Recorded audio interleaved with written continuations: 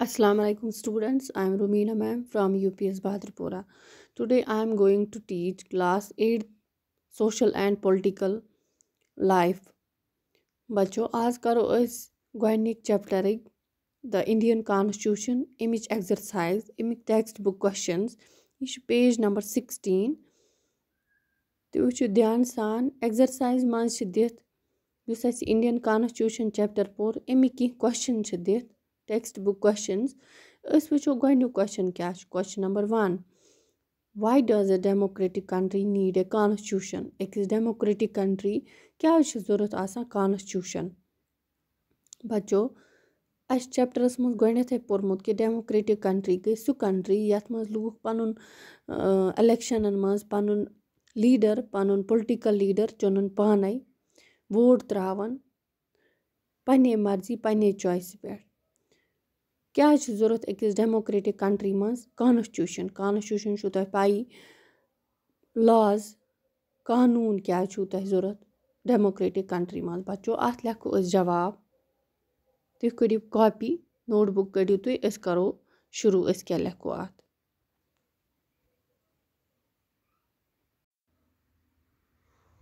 बच्चों what does a democratic country need a constitution जवाब लिखो तुम अत There are various reasons why a democratic country needs a constitution. Number first, the basic ideals on the basis of which we as citizens aspire to live in our country are mentioned in the constitution. Number second, it tells the fundamental nature of society. Number third, to define the nature of political system of the country. बच्चों number 4 point लिखो fourth point it states a set of rules based on which people belonging to different religions and communities can peacefully coexist with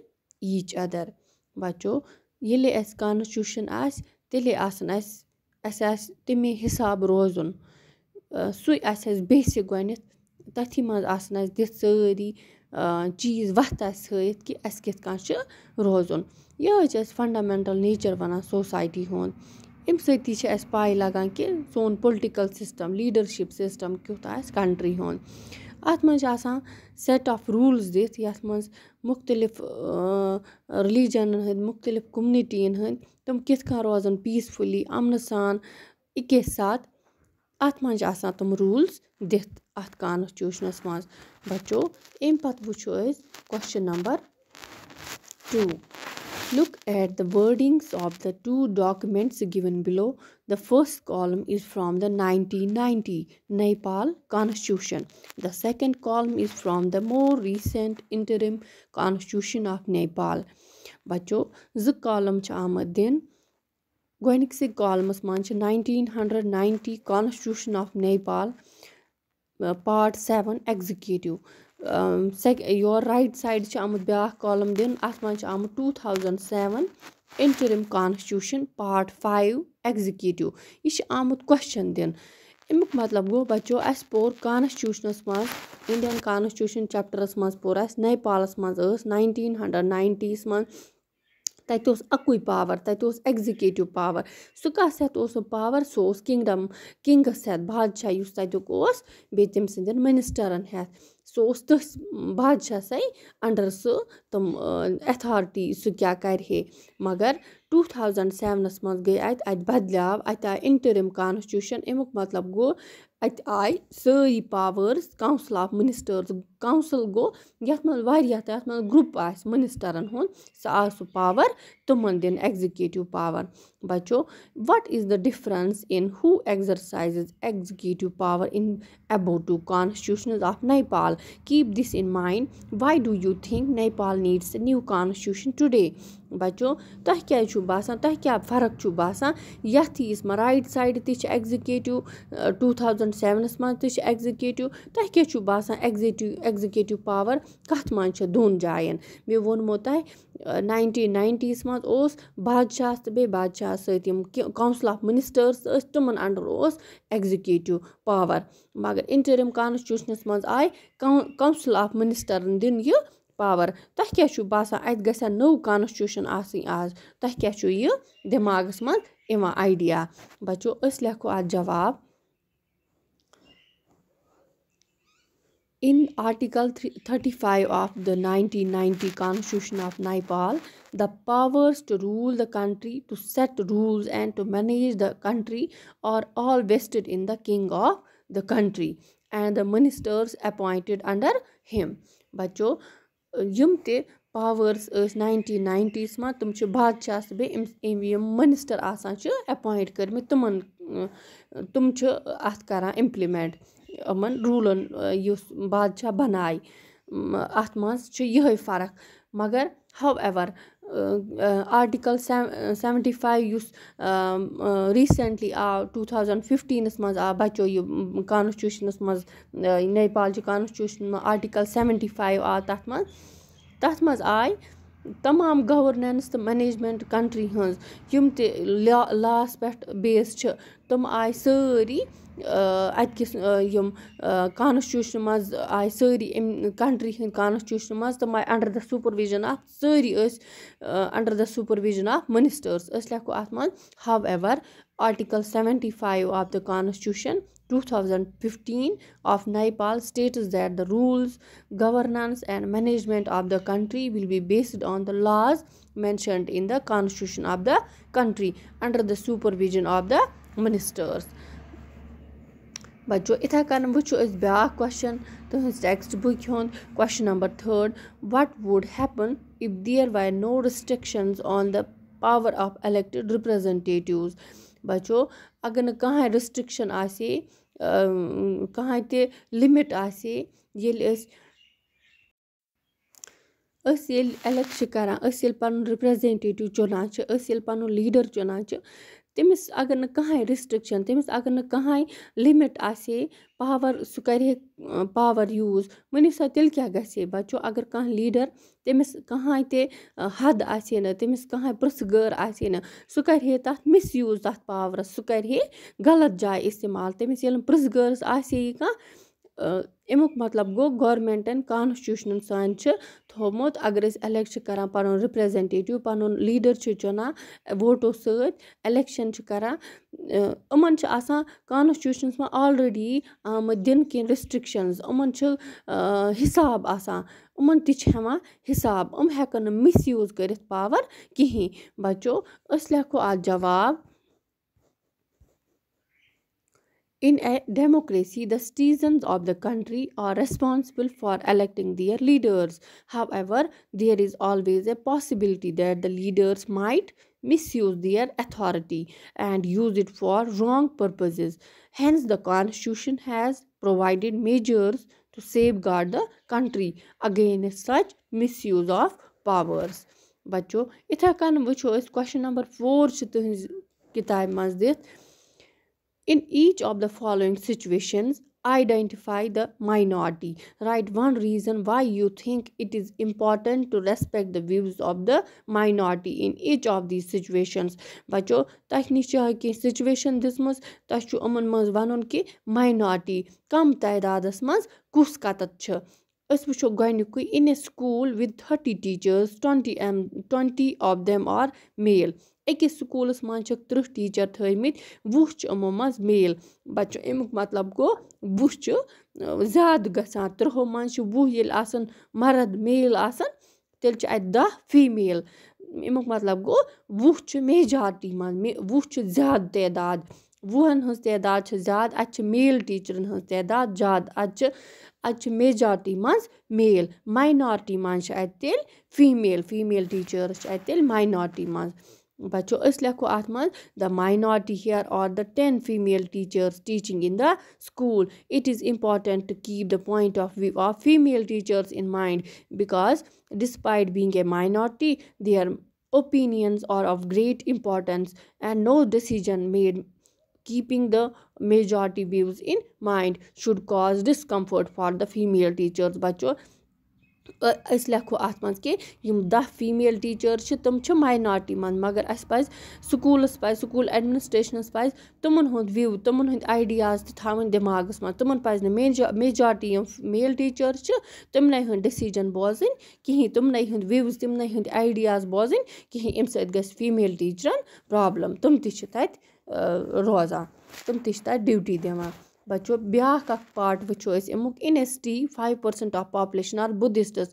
اگر ہَتہِ منٛز أکِس شہرَس منٛز 100% منٛز 5% چھِ بُدھِسٹ پاپلیشَن بُدھِسٹ لوٗکھ چھِ روزان أکِس شہرَس منٛز ؤنِو سا 95% ہٮ۪کَن باقی تہِ ٲسِتھ اَسہِ پَزِ تیٚلہِ یِمَن 5% ہُنٛد تہِ خیال تھاوُن گورمٮ۪نٛٹَس پَزِ خیال تھاوُن اَمہِ ماینارٹی ہُنٛد تہِ أسۍ لیکھو ییٚتٮ۪تھ here the minority is the 5% Buddhist population in the city their views should be respected just because they are in a minority with different religious beliefs they should not be disrespected أسۍ گژھو نہٕ تِمَن ڈِسرٮ۪سپٮ۪کٹ کَرٕنۍ کِہیٖنۍ اَمہِ وجہ سۭتۍ کہِ یِم چھِ واریاہ ماینارٹی یِم چھِ واریاہ کَم تعدادَس منٛز any decision should be taken keeping in mind the religious feelings of the Buddhist population اگر گورمٮ۪نٛٹَس کانٛہہ تہِ ڈِسیٖجَن آسہِ نیُن تِمَن پَزِ یِمَن ہُنٛد تہِ گۄڈنٮ۪تھ سونٛچُن یِم تہِ تھاوَن دٮ۪ماغَس منٛز یِمَن خٲطرٕ تہِ گژھِ ٹھیٖک روزُن سُہ ڈِسیٖجَن بَچو پارٹ نمبر سی وٕچھو أسۍ in a factory mess for all employees 80% are vegetarians أکِس فیکٹری میسَس منٛز چھِ تَتہِ چھِ مُلٲزِم روزان ایمپلاے کٲم کَران تَتہِ چھِ 60% چھِ ویجِٹیریَن تِم چھِ ویجِٹیبلٕز کھٮ۪وان تِم چھِ نان ویج کھٮ۪وان کِہیٖنۍ اَمیُک مطلب گوٚو یِم باقی 20% چھِ تِم چھِ نان ویج تِم چھِنہٕ ویجِٹیبلٕز تِم چھِ باقی میٖٹ کھٮ۪وان مَٹَن کھٮ۪وان چِکَن کھٮ۪وان تِم تہِ کھٮ۪وان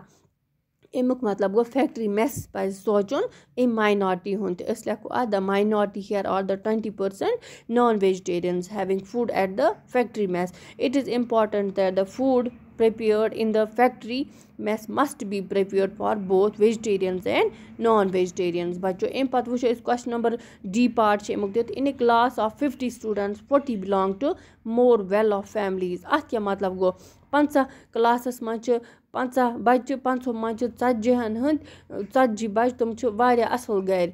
اَمیُک مطلب گوٚو ہُم 10 سٹوٗڈَنٛٹٕس یِم چھِ اَسہِ پَزِ تِمَن ہُنٛد خیال تہِ تھاوُن in this case the minority minority منٛز چھِ اَتہِ 10 student the minority are the 10 students who belong to the who do not belong to the well-off families. It is important to keep their viewpoints in mind because they may not be able to contribute to the various expenses required by the school. They should not feel humiliated for the same. بَچو بیٛاکھ وٕچھو أسۍ the column on the left list some of the key features of the Indian Constitution. In other columns, write 2 sentences in your own words on why you think this feature is important. بَچو 2 column چھِ دِتھ left right أسۍ وٕچھو یِم چھِ key features left side چھِ دِتمٕتۍ یِمو key features یِم اَسہِ Indian Constitution منٛز پٔرۍ federalism پوٚر separation of powers پٔرۍ یِتھَے کٔنۍ پٔرۍ اَسہِ سیکولرِزم یِتھَے کٔنۍ پٔرۍ اَسہِ باقی تہِ تۄہہِ چھُ 2 سٮ۪نٹٮ۪نٕس لیکھٕنۍ پنٛنٮ۪ن وٲڈَن منٛز تُہۍ کیٛاہ چھُو سونٛچان اَتھ بارَس منٛز نمبر فٔسٹ چھِ دِتھ اَتہِ فیڈرلِزم گوٚو سٮ۪نٹرل سٹیٹ رِلیشَن ییٚلہِ سٮ۪نٹرَس تہٕ سٹیٹَس سٮ۪نٹرَس آسہِ پَنٕنۍ ایتھارٹی سٹیٹَس آسہِ پَنٕنۍ ایتھارٹی تِم کَرَن پانہٕ ؤنۍ سٮ۪نٹَر اگر پالسیٖز بَنایہِ پٕلینِنٛگٕس بَنایہِ تِم گژھن اِمپلِمٮ۪نٛٹ پرٛٮ۪تھ کُنہِ سٹیٹَس پٮ۪ٹھ مگر سٹیٹَس تہِ چھِ پَنٕنۍ ایتھارٹی سٹیٹَس تہِ چھِکھ یوٗتاہ پاوَر دِتمُت کہِ سُہ تہِ بَنایہِ پنٛنہِ سٹیٹ خٲطرٕ پالِسیٖز پٕلینِنٛگٕس سُہ تہِ کَرِ اِمپلِمٮ۪نٛٹ بیٚیہِ لاز کیٛاہ آسنَس تَتہِ ییٚلہِ سٮ۪نٹرل فیڈرلِزمُک مطلبٕے گوٚو سٮ۪نٹرل سٹیٹ رِلیشَن کیٛاہ روزِ کِژھ آسہِ أسۍ وٕچھو ییٚتہِ اَمیُک سِگنِفِکٮ۪نٕس تُہۍ کیٛاہ ہیٚکِو لیکھِتھ اَتھ منٛز أسۍ لیکھو it is important because federalism أسۍ چھِ وَنان فیڈرلِزم کِس بارَس منٛز it is important because in a country like India there are people living at different levels and only one level of government can not govern them hence to form a government for different levels in the is important. The Panchayati Raj is responsible for governing the village. The state government is responsible for governing the state. And the central government is responsible for governing the entire country. بَچو فیڈرلِزمَس منٛز چھِ یِوان 3 levels. گۄڈنِچی level چھِ یِوان central level. دوٚیِم level چھِ یِوان state level. Number 3rd چھِ level یِوان village level. اَمیُک مطلب گوٚو پنچایتی راج چھِ یِوان اَتہِ یِم چھِ 3 levels. سٲنۍ country India یہِ چھِ مُختلِف کوٚمنِٹیٖز ہٕنٛدۍ مُختلِف رِلیٖجَنٕز چھِ ییٚتہِ روزان اَمیُک مطلب گوٚو अकुई अगर सेंट्रल लेवल सो हेक्न वतित सारने स्टेटन मज सो हेक्न वतित गामन ताई तवे छुक थोमत सेंट्रलस पे अलग सो कर सरसी कंट्री गवर्न इथे कन कर स्टेट गवर्नमेंट पन स्टेटस गवर्न इथे कन कर पंचायती राज थर्ड लेवल सो कर विलेजन पे गवर्न बच्चो अम सत रोज सारी कंट्री अमन सान number second separation of powers क्या क्या पावर आमुत अलग अलग करना त्रे हिस्स आमुत there are 3 organs of governance गोडनिकु legislature second executive number third judiciary each of these organs have different powers and serve different functions. In order to prevent the misuse of power by any one of the branch of government, the constitution says that each of these organs should exercise different powers. प्रथ कुन legislature executive judiciary Yemen पन पन powers मगर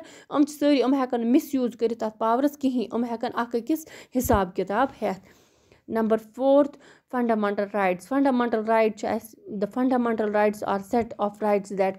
constitution offers to every citizen of the country. These rights include the right to freedom, right to equality, right against exploitation, right to freedom of religion, cultural and educational rights, and the right to constitutional remedies. Bacho chu ta sari permit chapters man. These rights give every citizen of the country the right to be considered as an equal, to not to get discriminated based on culture, caste or religion, to get equal education opportunities and to be equal in front of the law. Bacho byak fifth this parliamentary form of government. A democratic government is one where the citizens of the country have the right to elect their representatives. When the constitution was made, it was made sure that every citizen of the country, irrespective of caste, color, creed and religion, will have the right to elect their leaders under universal adult suffrage. That is why the right to vote will be given to all. बच्चों बह सोजमो अमिक तह मे बासान तह आमुत यूत समझ बह सोजमो अमिक तह photo copy से तुम लिखो टेक्स्ट बुक क्वेश्चंस नोटबुक पे साफ नीट एंड क्लीन लिखो यु स्कूल इंशाल्लाह खुलन अस करो पत तत्ते कर बह पत असल पट चेक बे दीजो करजोक लर्न करजोक याद बच्चों मे बासान तह यूत आमुत समझ बेहियो खुदा हवाल खुदा हाफिज.